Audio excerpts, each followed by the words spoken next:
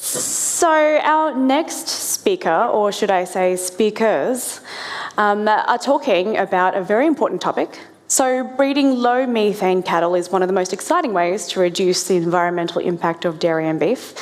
Dr. Christy Vander is a senior research scientist leading the Green Cow project at Agriculture Victoria, focusing on genetic solutions to methane emissions. She's joined by Dr. Michael Aldridge from AGBU /UNE, a geneticist working to integrate methane reduction into breeding values for both dairy and beef. So let's welcome Christy and Michael with Breeding for Better Burps. Good morning. Michael and I are taking a bit of a tag team approach to this presentation. I'm going to stay safely behind the lectern and he's going to roam the stage, so please bear with us. So I'm going to start with some context to this work, starting with Australia's agricultural emissions breakdown. So this data comes from the 2021 National Greenhouse Accounts, and it's the data that the Victorian Government are currently using. Things may have shifted ever so slightly since then, but it should still give a good picture of what's happening. So agriculture contributes 15% to Australia's total greenhouse gas emissions. And if we break this down further, 71% of those agricultural emissions comes from enteric methane. So that's methane that's produced by the microbes in the rumen during the fermentation of feed. And looking even closer at that, 3/4 of that enteric methane can be attributed to cattle, with the breakdown of about 15% to dairy and 85% to beef. This was touched on this morning. I don't think I need to convince people in this room that there's an increasing priority to reduce emissions from agriculture. But why is this? So this includes social licence, so consumers, the public are increasingly demanding more sustainable or low emissions foods. We have food companies and retailers committing to carbon neutral supply chains, and then we have governments and industry bodies also setting emission reduction targets. We also have, shrinking emissions from other sectors. So with the shift to things like renewable energy and EVs, the proportion of emissions that can be attributed to the energy and transport sectors is shrinking, and consequently, conversely, the proportion attributed to agriculture is increasing. So there's a bit of an optics issue. And thirdly, and I believe most importantly, we need to reduce emissions for sustainability and for climate change mitigation. So methane, I think all greenhouse gases are bad, but methane is particularly bad. Its warming potential is 86 times greater than carbon dioxide over the first 20 years. But unlike carbon dioxide, which accumulates for centuries in the atmosphere, the lifespan of methane is relatively short-lived. It lasts about 12 years in the atmosphere before it breaks down. And that is what makes methane a prime target for rapid climate change action. So, as the Global Methane Hub nicely puts it, methane emissions reduction is the emergency brake on climate warming, global warming. I do want to emphasise, though, that global warming and climate change mitigation is not the sole problem or the problem of the agricultural industry. The energy sectors and transport sectors still contribute more. And also, both the dairy and beef industries have set ambitious reduction targets. In fact, the beef industry, Michael was telling me, have set a carbon neutral target by 2030, depending on your definition of carbon neutrality. But because most of the emissions from agriculture are in the form of methane, and its warming potential and the fact that it breaks down in 12 years, both the dairy and beef industries can be a real part of the climate change solution. And therefore, we can help the Australian Government with their commitments to the Global Methane Pledge, the Paris Climate Agreement, as well as sustainability targets set by the Australian Dairy and Beef Sustainability Frameworks. So how can we reduce methane? Well, there are multiple strategies to do this, including improved management practices, which can reduce methane intensity. So by increasing production, getting animals into production earlier, and for dairy, keeping them in production longer, for example. We can feed them methane mitigating additives, so that's a picture of red seaweed or asparagus and things like 3-nop and agalin. And then there are multiple groups around the world trying to develop vaccinations against methanogens, so they're the bugs or the microbes in the rumen that actually produce the methane. And then we have genomics, so we can selectively breed for reduced emissions. And using genetics or genomics, we can provide a cost-effective solution to reduce methane. It's simply another selection decision farmers will need to make. And as mentioned earlier, these reduction in methane is cumulative. They're compounded with each generation. And those reductions are permanent. They're never lost. And we know we can breed for methane because methane as a trait is both heritable and variable. So the table there, if you can read it, lists the 4 major methane traits. And then we have the heritability for dairy and beef. They're quite similar, and they're all around 0.2, give or take a little bit. The histogram is a picture of real data out of our Ellenbank Smart Farm on 480 Holstein animals, same diet, same stage of lactation, more or less the same levels of production, and you can see we get variability in methane production of about 250 grams per day upwards to 800 grams per day. So how do we develop a methane breeding value? We use genomic selection. I'm not going to go through that process. Suffice to say, we need to build a reference population. So we need to measure or phenotype methane and genotype cows and to develop this reference population. And the number of cows we are going to need to do this is illustrated by that graph, and this graph is for dairy, but beef would be similar. X-axis represents the number of cows that are required in the reference population, and the Y-axis is the level of reliability we can achieve for the breeding value. The different coloured lines represent the various levels of trait heritability. We know that methane is about 20% heritable. If we zoom in on that yellow line, and if we plot genomic breeding value reliability of around 0.3, which is the minimum industry acceptable level, you can see that we're going to need to phenotype or measure methane on at least 10,000 cows, probably closer to 15,000. How do we measure methane or phenotype methane? There are quite a number of ways, and what I'm presenting is not exhaustive, and they will vary in terms of cost, throughput or scalability, and accuracy. So starting with the most accurate measures, these are direct measures of methane. They're continuous measures, so they will give you a grams per day measurement, and that includes respiration chambers and the SF6 tracer technique. These are considered the gold standards. SF6 technique is considered the gold standard for pasture-based systems. Then we have other direct measures known as spot measures. So these will give you a measure of methane at a single point in time. And these include things like sniffers, potable accumulation chambers, and green feed. And then we have things called proxy measures. These are indirect measures of methane.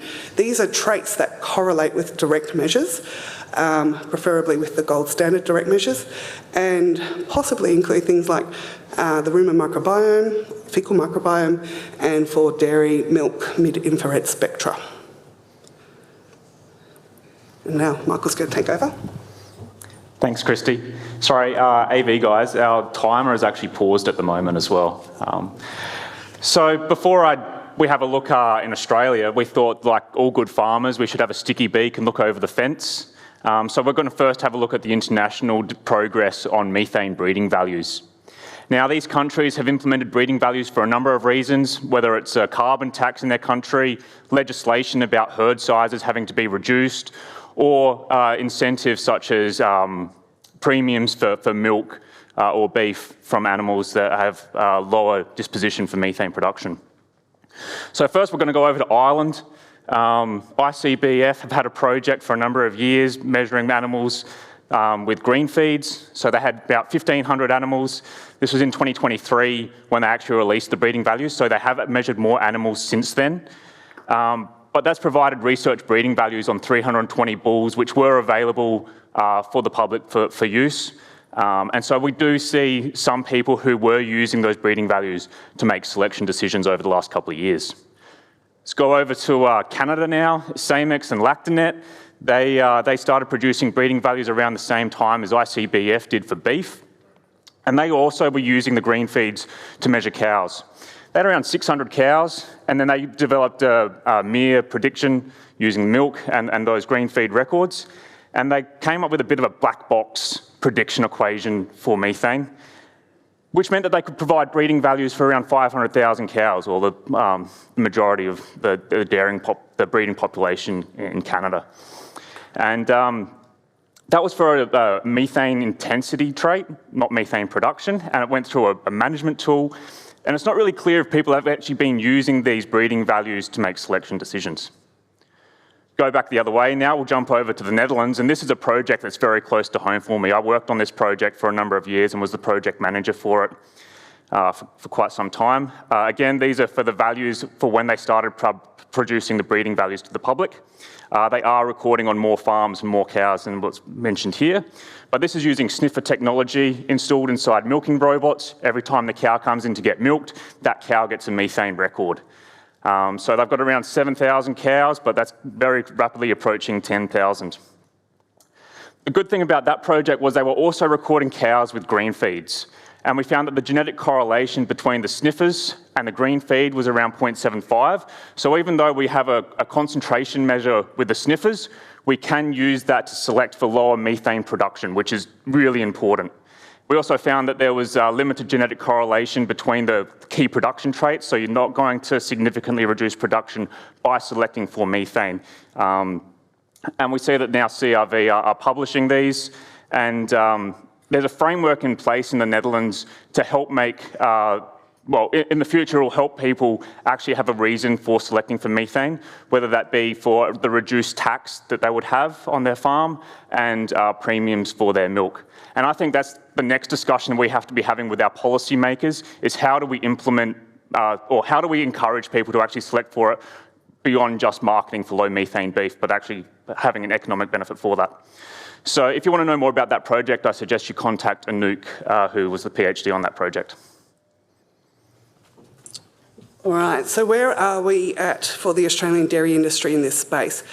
Farmers have actually been able to select for reduced methane intensity, so that's the amount of methane produced for relative to the amount of product produced, since August 2022, since the release of the Sustainability Index by Data. I know it's been talked about, but the Sustainability Index, which is represented by the green columns in that histogram, has increased emphasis on production, longevity, and feed saved, and it's projected to result in a 5 to 10% decrease in methane intensity by 2050. But we think by adding an actual methane breeding value, which we've termed the methane efficiency ABV, to that sustainability index, we can boost that reduction down to 30% by 2050. So how are we going to do this? How are we going to develop this breeding value?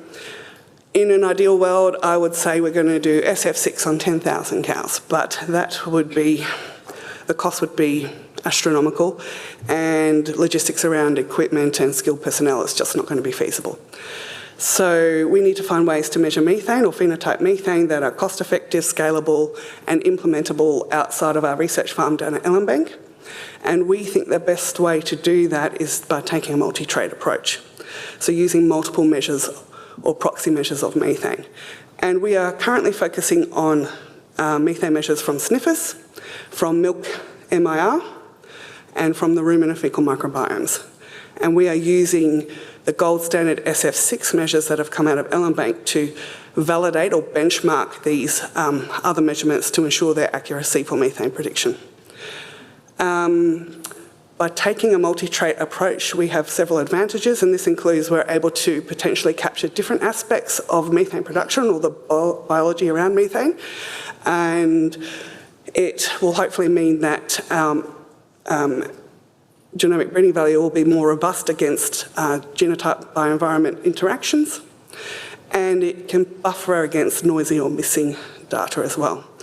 So we think the multi-trait approach will give us the best chance of achieving high-level accuracy for the genomic breeding value. These are the techs and a comparison of the techs in terms of strength, cost and throughput that we've been testing down at our Ellenbank research farm. We have data from respiration chambers and SF6, the gold standards, and we're using those measurements to validate the other measurements or proxy measurements. And we've got data, a limited amount of data from green feed, we're still testing that, sniffers, milk MIR, and rumen and fecal microbiomes. The bracketed ticks represent technologies that we're still testing and validating, but we have found that MIR and the rumen microbiome are predictive of methane emissions for cows at our Ellenbank smart farm. We still have to then take those predictions onto farms outside of Ellenbank to see if the predictions still hold, and if they do, then we move to using those measurements to phenotype at scale on as many diverse farms as we can. So all this testing and validating work is part of the Dairy Bio Green Cow project. The table here, the first column of numbers represent the number of approximate number of phenotypes we have for each of these technologies. We actually have a fair bit more data and more biological samples that are currently being computationally processed or processed through the laboratory, so those numbers should shift soon.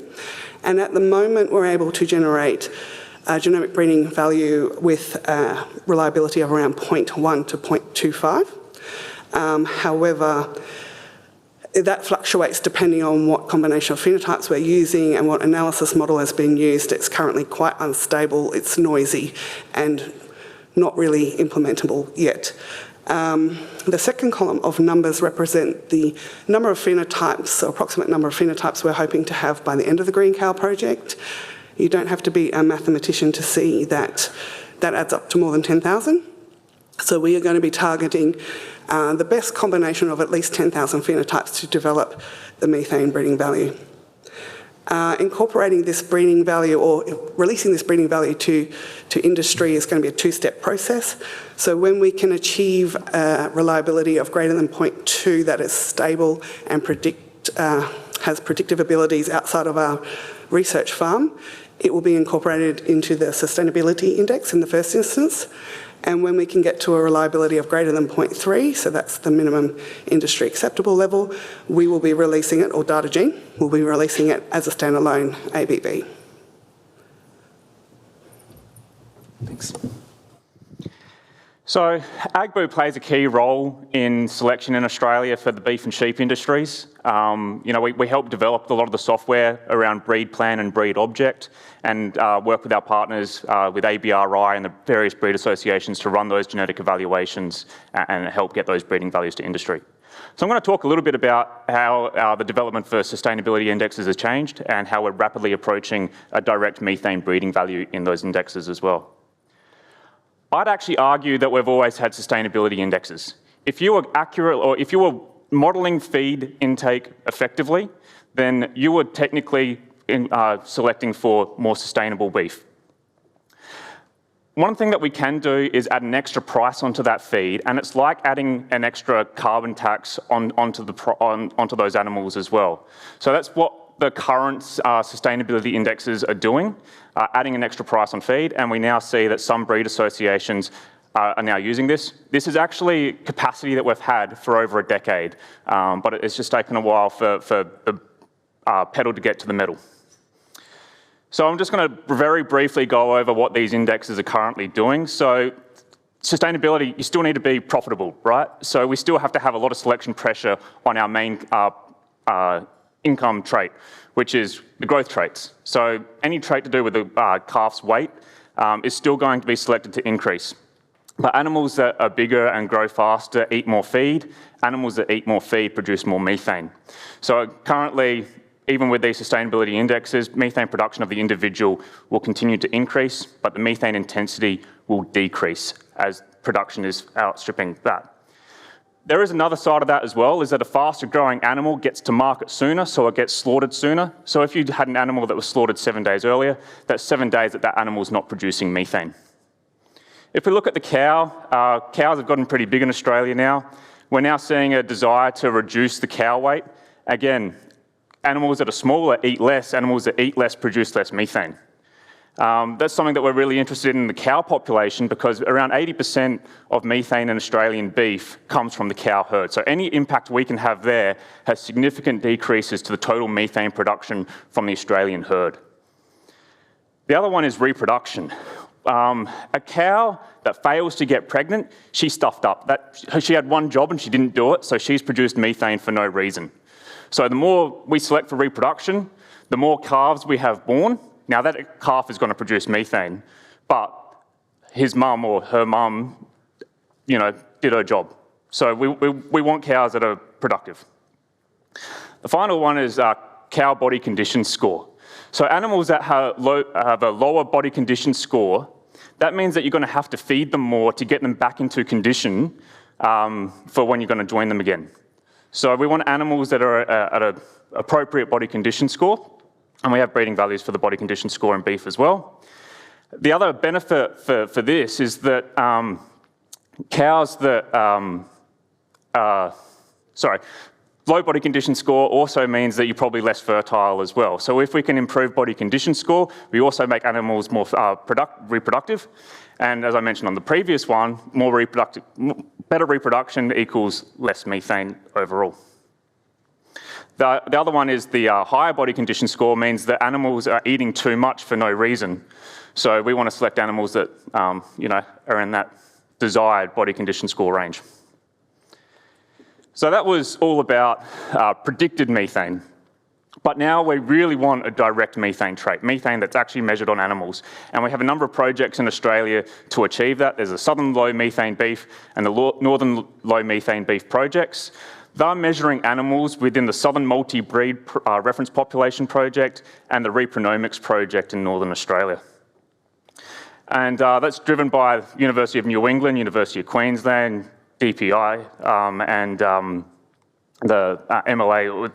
It's a big collaborative project, these ones.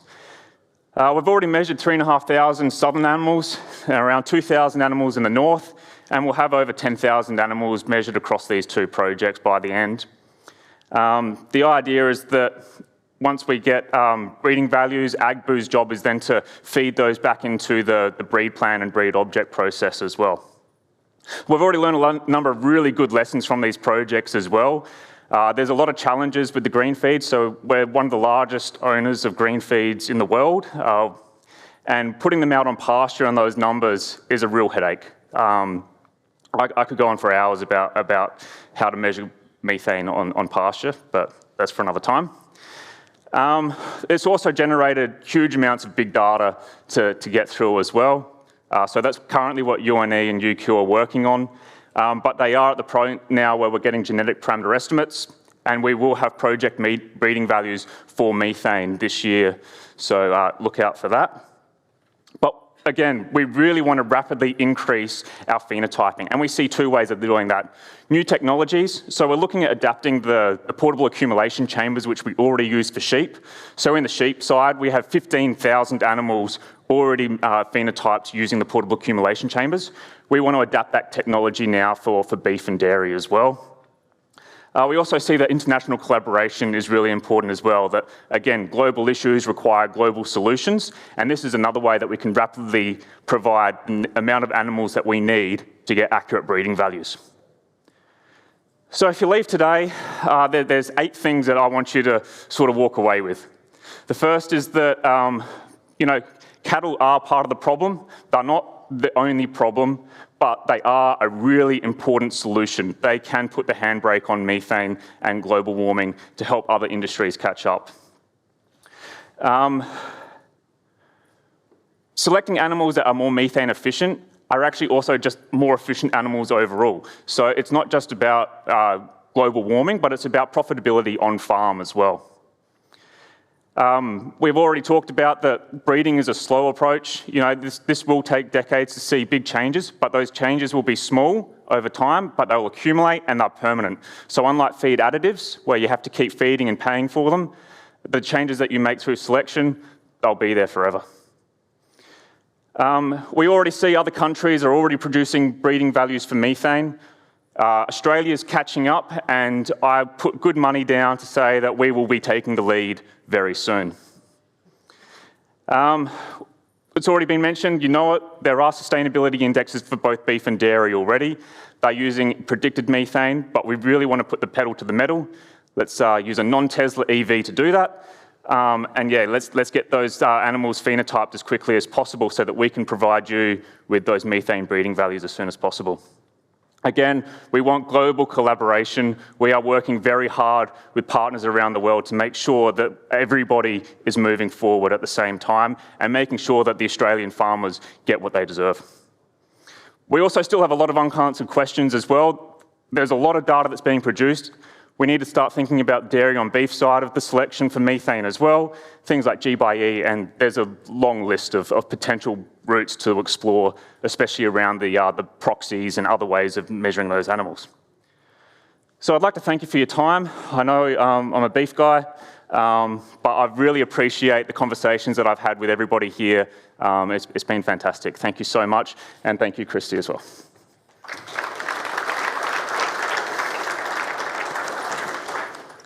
Great work. Thank you for all of your efforts in this space, and it's good to hear that you guys are so open to collaboration. Hopefully people in the audience heard that, so come and talk to these guys during the lunch. Now, we have some really great questions that have come through online, and I'd like to go to them if possible. So the first question that we've got is from John, and he says, thanks, Christy and Michael. Are you seeing differences in methane emissions from TMR diets versus pasture diets? Who would like to go first? I can start to answer it. I can't give you an answer on the actual question. All I can say is that we are collecting the data needed to answer those questions. So we have animals from the Southern Multi-Breed Project.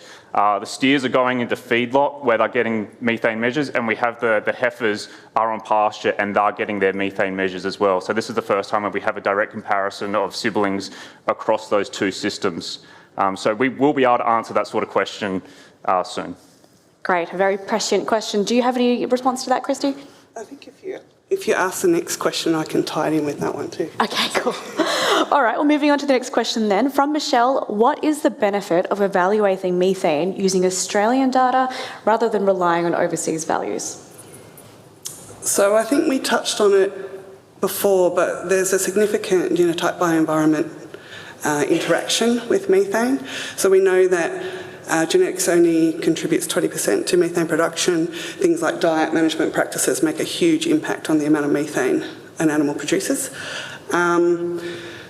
We have quite a number of international collaborations, like Michael has, with Canada and Spain and the Netherlands, and we've looked at their data and we've tried to see if it's predictive for our data, and apart from the rumen microbiome at the moment, we haven't had much luck because the Australian dairy system is very diverse, unlike some of the international systems. Yeah, it's a bit of a blessing and a curse. Sorry, did you want to say something else? We will be trying to look across TMR and pasture-based systems as well, and trying to capture the diversity of Australian systems when we develop this breeding value to make it predictive across all, hopefully. Yeah. Yeah, okay, great answer. Can I expand on the using international data as well? That ideally we would only use Australian data, but as Christy mentioned during her talk, was we need around 10,000 animals to be phenotyped for methane. 15,000 would be better. 25,000 would be even better than that. But methane is an incredibly expensive trait to measure. Like, it's one of the most difficult and most expensive traits to measure. So if we can get other countries to contribute to meeting those goals sooner, then that's great, until we get to a point where we have enough Australian animals measured. At the moment, it's just so expensive. Sure. Okay, any questions from the floor? While you guys are thinking, I have a question. So I know that you mentioned that you were focusing on MIR, the rumen and fecal microbiome, as well as sniffers in your talk, Christy. But as we know, this space is moving really fast and new things are being invented all the time. I'm wondering, is there any room for other phenotypes in your sort of area of study? Yeah. Short answer is yes. So we are part of a number of collaborations, both nationally and internationally, including the Zero Net Emissions from Agriculture CRC. If a technology is fast-tracked through those programs, including things like Global Methane Hub, we won't say no to using them if it's possible, yeah. Okay, so any entrepreneurs out there, get excited. All right, are there no questions from the ground? Then we'll just move right along. Thank you very much, Michael and Christy.